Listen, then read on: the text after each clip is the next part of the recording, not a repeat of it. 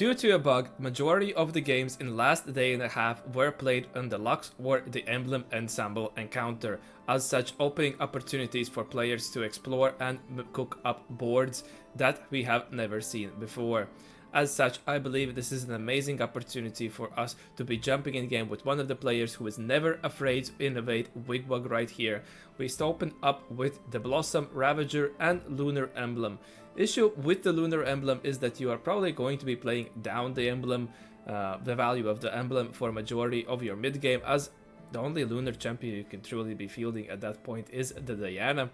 However, it does open up a high possible cap. Ravager also obviously synergizes with her, and getting a Blossom for a splash for stronger whips as 3 value breakpoint is not bad either. And a neat trick you could see here immediately, he was able to simply slam the 3 emblems for safety and solo 1-4 with Kobuko. Looking at our items, most likely Slam probably would be that last Whisper, as this is just a strong item, sorts out your armor shred, and otherwise, we do not really have direction. We open to make 10 here, right? This is something you're going to be playing for. You're probably going to be playing for a lost streak whenever you do so from this kind of a spot. Legion of Threes at this point are just absolutely insane. I believe they should make it exclusive on this encounter to not show up, because all your units with sharing trait are going to be benefiting from it, and the stacking emblems on emblems is great. Coven Acolyte pretty much is going to be your lost streak into a larger Coven cash out. This should add up to a little bit more value than the Anima Commander at its nerf state on the live server. Definitely, if there is a strong cash out board, this is an augment one would be looking out for. Portable Forge can provide you with that direction. We would be losing a little bit of its value right here as taking items onto when we generally want to be tempoing, but once all the strong artifact interactions are figured out, this is definitely something you could be picking for your direction purposes, and it's something that I personally also enjoy to do. Time skip. We are committing to a lost streak. The idea is with this you're going to be level 6 once it procs, so you want to be stabilizing from there by sacrificing these first 3 rounds. However, we can still just be going for a 5 loss, building a strong board and going for the stage 3 spike, although that's going to be a little bit delayed. Nonetheless, it's a strong econ option to be picking up on this 2-1. I believe the value might just end up getting a little bit nerfed. Patient Study would be amazing also for this Lost Streak opener if we wanted to go for, but simply due to this being the emblem ensemble, getting that extra emblem from Legion of Threes is going to be incredible value.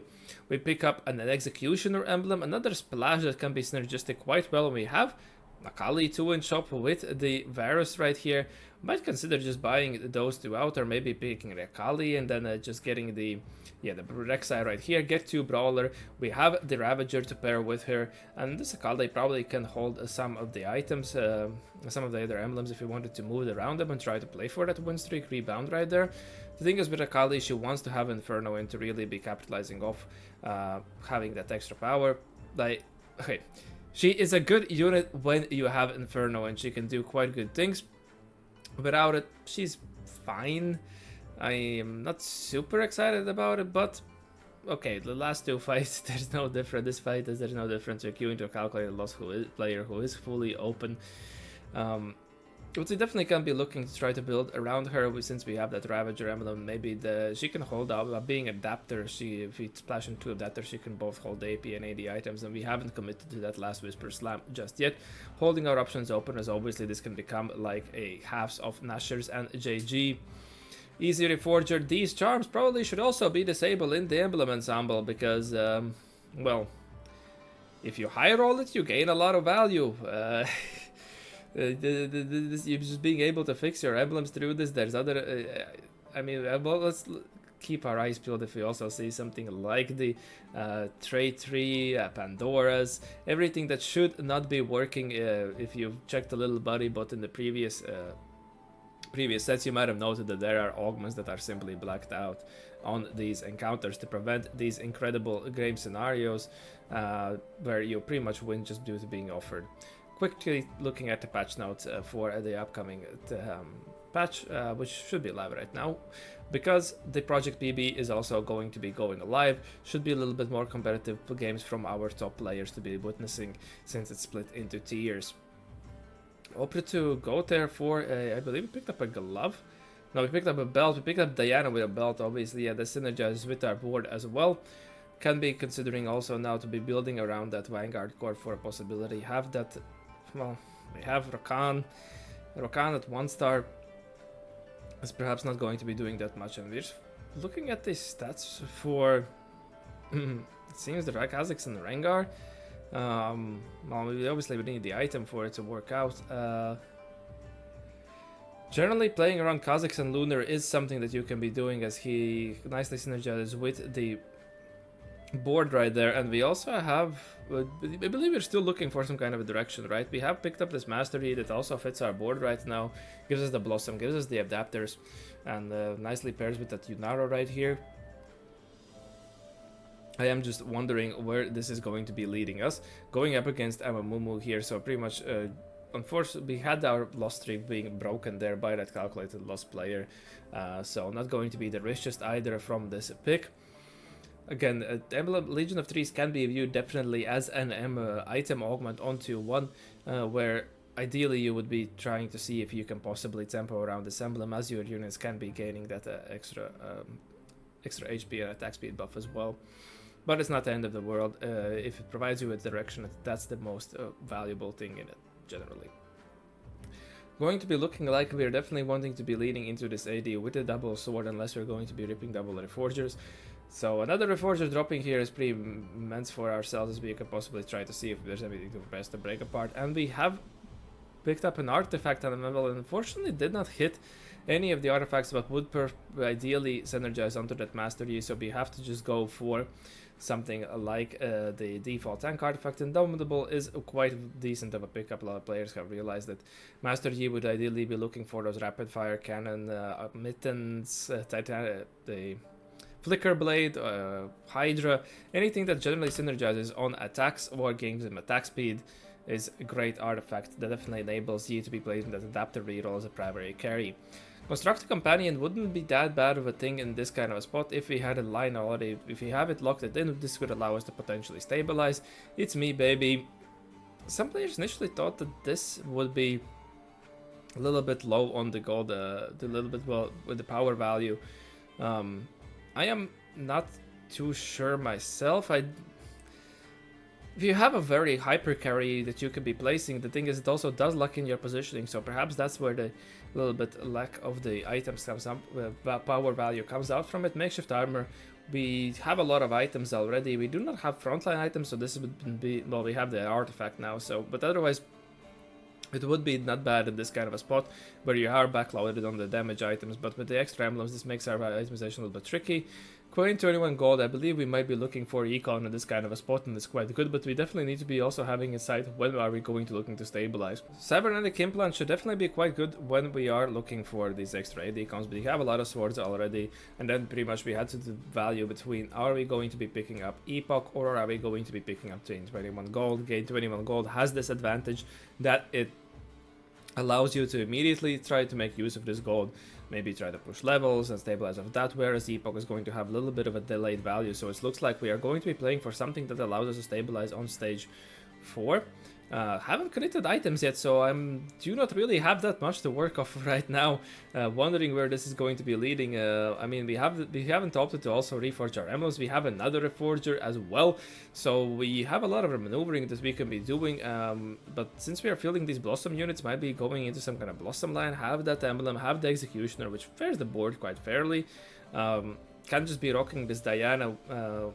For the moment with this Lunar and Ravager emblem, but maybe there's something we can cook up in there, or just give up on those emblems that I don't think there's, well, a Loon can fit in the Blossom board, so you can make use of the Lunar right there, and then we could just be ripping the Reforge on the Ravager emblem if we wanted to, but we're going to be continuing our loss streak right here at 59 lives, so probably coming out of the stage we're going to be around 33ish, which is a little bit of a tricky scenario, because we can be expecting about 10 to 13 HP losses going into these last 2 fights, depending on how many units are left standing. So at 33, I'm not too comfortable going at fast 8 on 4-2, so we might be looking for a potential to be winning on 4-1, but what was going to be the board is going to stabilize ourselves. Still scouting around, trying to see what the players are playing. Looks like there are some Rengar players right there. Pick up an Ezreal that could theoretically fit our board with these AD items. Do not have a mana item for him, but surely we can find something with this extra Reforgers that we have right now. The question, I suppose, we are holding out to just see if there's anything we can going to be as in hitting. We have also a Kog'Maw pair on our bench since it fares with adapters, but I don't think this is going to be our standard adapter reroll board, since we are missing pretty much all the other pieces apart from this Master Yi. And we have picked up 6 copies of Yunara. Lunar effectiveness, yeah, I suppose he's just thinking that it's not that going to be that valuable. Still opted to utilize his free rerolls for extra charm here. Maybe fishing for econ charm, or just some. That's also an interesting play of why on the lost streak we will be looking for. Obviously hitting these econ charms is immense value, it paid for itself since we found the extra rerolls, but I wonder what we're going for. Going to be making the Death Blade, so it seems that we might be committing to playing around this Yunara perhaps. Maybe he was fishing for that Yunara as well, seeing okay, if we get close we can definitely be playing around it. And now we're going to be swapping in our board. I believe that this is signaling to me that we might be looking to reforge the Ravager and the Lunar Emblem, just waiting for the extra components to be coming in. We can be going around it, get a lot of rods now, so this is a little bit weird. Inferno is theoretically flexible. If we farm on Inferno unit, we get an anti-heal for free, but probably reforging more is going to give more value. Going to go with the Rage Blade since he loves that attack speed. Blackthorn Hunter is not something we're looking for either. Elderwood and Inferno comes back. We have this Ezreal that we can be definitely playing around, so maybe we can tack in another Elderwood unit. 3 Elderwood is a splash, is not a bad thing either. So it seems that we are committing to some kind of a interesting Master Yi reroll here with the Executioner emblem. The Executioner, theoretically, the emblem just gives you that execute. So in theory, it's not something like the Brawler emblem, which is known to be strong on Yi due to just dealing the extra HP damage. Pretty much the same just as last set. But maybe with the Executioner, he's decent giving that true damage through. We have Econ, maybe Golden Gamble, since we can utilize a lot of items in our front line is... Well, we have a couple of frontline items right there, so we have an open chain. Invested could help us stabilize right now, but would perhaps reduce our cap, though we are in the need of stabilizing right now. Therefore, Band of Thieves, something with delayed value, is not going to be as strong for ourselves. Soul Awakening, do we have the stall for this? And we already have some true damage coming in from Executioner, so there might be some overlap in that, but I'm not sure if that's going to be the strongest of the possibilities. Nesting Dolls, I asked some players to see if they think this is any good in a situation, and the answer I got was no, I don't think so. So I have no comments. Maybe at some point we'll figure out something that when this augment is decent. Golden Gamble, though, he's going to be going for it. If we hit that radiant item chest, which we do, is quite strong. Going for the 3-cost reroll shop, find that Master Yi 2 right there, but the issue is right here that now we need to remove our items, unless we are find another Master Yi right here. Well, another 2 Master Yis. Okay, we're going to do so. Easy for ourselves. And also opted to go... Okay, 1 Master Yi off. Definitely the stabilization we might have been looking for, but our frontline is still this... well, Yorick 1 with Stoneplate. Alright. This might leave our Yi exposed, but another thing with these Radiant item picks, he opted to not go for the Radiant Titans, perhaps valuing that the Radiant stat budget of the Titans Resolve is simply not as valuable. Instead going for this Death Cap to put some damage into him, as we have Rage Blade, which is in itself is... We're going to get the double strike procs a little bit more, but we're not going to be really having that extra damage on these auto attacks.